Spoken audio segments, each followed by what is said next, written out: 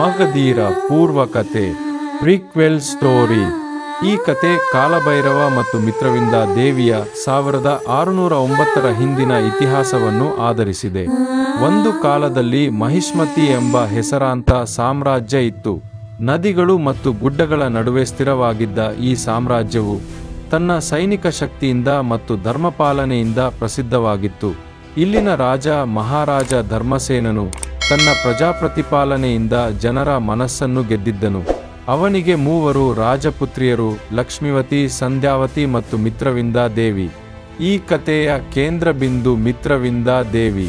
ಅವಳನ್ನು ಚಿಕ್ಕಂದಿನಿಂದಲೇ ಧೈರ್ಯವಂತಿ, ವಿವೇಕವಂತಿ ಮತ್ತು ಕಲಾ ನಿಪುಣೆ ಎಂದು ಪರಿಗಣಿಸಲಾಗುತ್ತಿತ್ತು. ಅವಳಿಗೆ ಖಡ್ಗಚಾಲನೆ, ಅಶ್ವಾರೋಹಣ, ವಾದ್ಯ ಕಲೆಗಳಲ್ಲಿ ಅಪಾರ ಆಸಕ್ತಿ ಇತ್ತು. ಅವಳು ಸಾಮಾನ್ಯ ರಾಜಕುಮಾರಿ ಅಲ್ಲ. ಆಕೆಯ ಧೈರ್ಯ, ಪ್ರಜ್ಞೆ, ಹಾಸ್ಯಬುದ್ಧಿ ಎಲ್ಲರ ಗಮನ ಸೆಳೆಯುತ್ತಿತ್ತು. ಆ ಸಮಯದಲ್ಲಿ ಮಹಿಷ್ಮತಿಗೆ ಅತ್ಯಂತ ಶಕ್ತಿಶಾಲಿ ಸೇನಾನಿಯೊಬ್ಬನು ಸೈನ್ಯ ಮುಖ್ಯಸ್ಥನಾಗಿದ್ದ. ಅವನ ಹೆಸರು ಶೂರಸೇನ.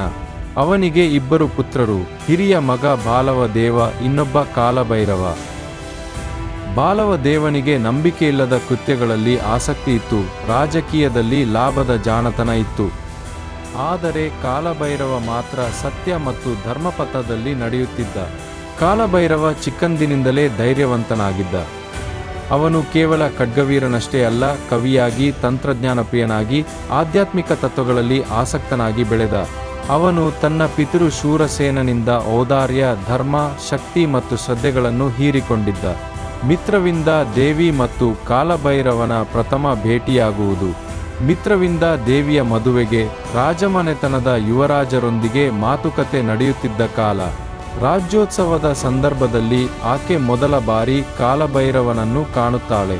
ಅವನು ಅರಮನೆಯ ಗಡಿಯಲ್ಲಿ ಕಾಳಜಿಯಿಂದ ನಿಯೋಜಿತವಾಗಿದ್ದ. ಆದರೆ ಆ ಸಮಯದಲ್ಲಿ ಒಂದು ಅವಘಡ ಸಂಭವಿಸುತ್ತದೆ. ರಾಜಕುಮಾರಿ ಮಂತ್ರಾಲಯದ ಹಿಂಬದಿಯ ಕತ್ತಲೆಯಲ್ಲಿ ಬೀಳುತ್ತಾಳೆ. ಸಹಾಯಕ್ಕೆ ಬರುವ ಮೊದಲ ವ್ಯಕ್ತಿ ಯಾರೆಂದರೆ ಅವನೇ ಕಾಲಭೈರವ. ಅವನ ಧೈರ್ಯ, ಆರಾಮದ ಮಾತು, ಆಳವಾದ ಕಣ್ಣುಗಳ ಲಾಯಕ್ಕೆ ಮಂತ್ರಮುಗ್ಧಳಾಗಿ ಬಿದ್ದ ಮಿತ್ರವಿಂದ ದೇವಿ. ಅವಳ ಮನಸ್ಸಿನಲ್ಲಿ ಆತನ ಬಗ್ಗೆ ಒಂದು ಅಪರೂಪದ ಶ್ರದ್ಧೆ ಹುಟ್ಟುತ್ತದೆ. ಈ ಸನ್ನಿವೇಶದಿಂದಲೇ ಅವರಿಬ್ಬರ ನಡುವೆ ಮೌನ ಪ್ರೇಮದ ಬೀಜ ಬಿತ್ತಲಾಗುತ್ತದೆ. ಅವರ ಸಂಬಂಧದ ಬೆಳವಣಿಗೆ. ಮಿತ್ರವಿಂದ ದೇವಿ ಕಾಲಭೈರವನ ಬಗ್ಗೆ ಅಧ್ಯಯನ ಮಾಡುತ್ತಾಳೆ. ಅವನು ಯುದ್ಧದ ತರಬೇತಿ ನೀಡುವ ಕಡೆಗೆ ಭೇಟಿ ನೀಡುತ್ತಾಳೆ. ಆಕೆಯ ಆಸಕ್ತಿ ಖಡ್ಗದಲ್ಲಿ ಎಂದು ತಿಳಿದು ಭೈರವ ಆಕೆಗೆ ಸ್ವತಃ ತರಬೇತಿ ನೀಡಲು ಒಪ್ಪುತ್ತಾನೆ. ತರಬೇತಿಯ ಸಂದರ್ಭದಲ್ಲಿ ಅವರಿಬ್ಬರ ನಡುವೆ ಒಂದು ದೈವಿಕ ಸಂಬಂಧ ಬೆಳೆದುಕೊಳ್ಳುತ್ತದೆ. ಆದರೆ ಅವರು ಇದನ್ನು ಬಹಿರಂಗಪಡಿಸಲು ಹೆದರುತ್ತಾರೆ. ಈ ನಡುವೆ ಬಾಲವದೇವನಿಗೆ ಮಿತ್ರವಿಂದ ದೇವಿಯ ಮೇಲಿನ ಆಸಕ್ತಿ ಇರುತ್ತದೆ. ಅವನು ತನ್ನ ಸಂಬಂಧವನ್ನು ರಾಜನಿಗೆ ನಿಭಾಯಿಸಿಕೊಳ್ಳುತ್ತಾನೆ. ಆದರೆ ಮಿತ್ರವಿಂದ ದೇವಿ ಅವನ ವಿರುದ್ಧ ಧೈರ್ಯದಿಂದ ಮಾತನಾಡುತ್ತಾಳೆ. ಈ ವಿರೋಧ ಅವನನ್ನು ತೀಕ್ಷ್ಣ ಶತ್ರುವನ್ನಾಗಿ ಮಾಡುತ್ತದೆ. ಷಡ್ಯಂತ್ರಗಳು ಮತ್ತು ರಾಜಕೀಯ ಏರುಪೇರುಗಳು.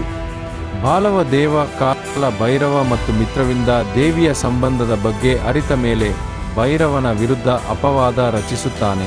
ಅವನು ಭೈರವನನ್ನು ರಾಜವಂಶದ ವಿರುದ್ಧ ತಿರುಗಿರುವವನು ಎಂದು ರಾಜನಿಗೆ ಮನವರಿಕೆ ಮಾಡುತ್ತಾನೆ.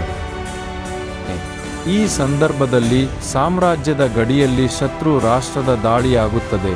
ಕಾಲಭೈರವ ತನ್ನ ಪ್ರಾಣದ ಬೆಲೆಗೂ ಸೇನೆಯೊಂದಿಗೆ ಹೋರಾಡುತ್ತಾನೆ. ಈ ಯುದ್ಧದಲ್ಲಿ ಅವನು ಶಕ್ತಿಯ ತೀವ್ರತೆ ತೋರಿಸುತ್ತಾನೆ. ಆದರೆ ಜಯವಾದ ನಂತರ ಅವನನ್ನು ನಂಬದ ರಾಜ ಅವನನ್ನು ಬಂಧಿಸುವಂತೆ ಆಜ್ಞೆ ಕೊಡುತ್ತಾನೆ. ಪ್ರೀತಿಯ ತ್ಯಾಗ ಮತ್ತು ಯುದ್ಧ. ಮಿತ್ರವಿಂದ ದೇವಿ ಈ ಘಟನೆಗೆ ತೀವ್ರವಾಗಿ ನೋವುಗೊಳ್ಳುತ್ತಾಳೆ. ಆಕೆ ರಾಜನಿಗೆ ಎದುರಾಗಿ ನಿಂತು ತನ್ನ ಪ್ರೇಮದ ಸತ್ಯತೆಯನ್ನು ತೋರಲು ಸಿದ್ಧವಾಗುತ್ತಾಳೆ. ಆದರೆ ರಾಜಶಕ್ತಿ ಅಥವಾ ಕುಟುಂಬ ಗೌರವದ ಹೆಸರಿನಲ್ಲಿ ಅವಳನ್ನು ಹೊರದೂಡಲಾಗುತ್ತದೆ. ಕಾಲಭೈರವನನ್ನು ರಾಜನ ಆಜ್ಞೆಯಿಂದ ಶಿಕ್ಷೆಗೆ ಗುರಿಮಾಡಲಾಗುತ್ತದೆ. ಆದರೆ ಆ ಸಮಯದಲ್ಲೇ ಬಾಲವದೇವನು ಅವಳನ್ನು ಕರೆದುಕೊಂಡು ಹೋಗಲು ಯೋಜನೆ ಹಾಕಿಕೊಳ್ಳುತ್ತಾನೆ. ಅಂತಿಮ ಸನ್ನಿವೇಶದಲ್ಲಿ ಮಿತ್ರವಿಂದ ದೇವಿ ತನ್ನ ಪ್ರೀತಿಗಾಗಿ ಸಾವನ್ನು ಆಯ್ಕೆ ಮಾಡುತ್ತಾಳೆ. ಕಾಲಭೈರವ ತನ್ನ ಪ್ರೇಮವನ್ನು, ಧರ್ಮವನ್ನು ರಕ್ಷಿಸಲು ಬಾಲವದೇವನನ್ನು ಕೊಲ್ಲುತ್ತಾನೆ. ಆದರೆ ತಾನು ಗಾಯಗೊಂಡು ಸಾವಿಗೊಳಗಾಗುತ್ತಾನೆ. ಅಂತ್ಯವಲ್ಲ, ಇದು ಪ್ರಾರಂಭ. ಇದೀಗ ಕತೆ ಮುಗಿದಂತೆ ತೋರಿಸಬಹುದು, ಆದರೆ ಈ ಎಲ್ಲ ಘಟನೆಗಳು ಮಗಧೀರ ಚಿತ್ರದ ಕತೆಗೆ ಆಧಾರ ಸ್ತಂಭ. ಈ ಪ್ರೇಮ, ಈ ತ್ಯಾಗ, ಈ ನ್ಯಾಯದ ಹೋರಾಟವೇ ಪುನರ್ಜನ್ಮದ ಮೂಲಕ ಮುಂದುವರಿದದ್ದು. ಅದುವೇ ಮಗಧೀರ.